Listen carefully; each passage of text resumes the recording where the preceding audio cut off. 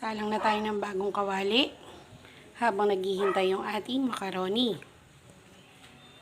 Ito naman yung gagawin natin. Evap milk, meron tayong star margarine, and meron tayong 2 to 3 tablespoon ng flour or harina. Naglagay na po ako ng margarine. Lusawin lang natin.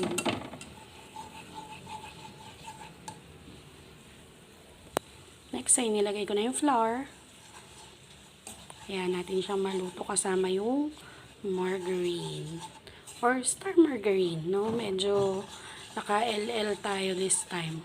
Charis! So, yan. Yan natin mag-mix siya dyan. Yan. Then, naluto na ng konti yung harina. Isama na natin yung evap milk. At haluin lang mabuti. Ayan.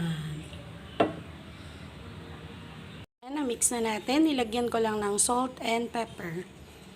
Haluin lang natin mabuti.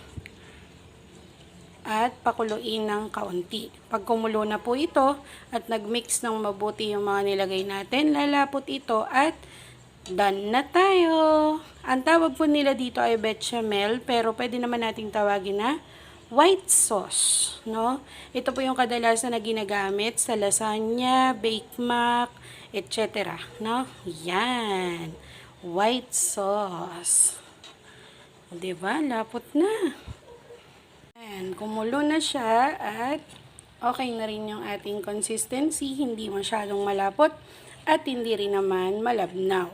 So, pag sumobra po kayo sa lapot, pwede nyo rin pong dagdagan ng tubig. Yan. At i-adjust nyo na lang po sa salt and pepper. Yummy! Done na. May macaroni na tayo. May white sauce na. Mangan lang mga ka-fasting!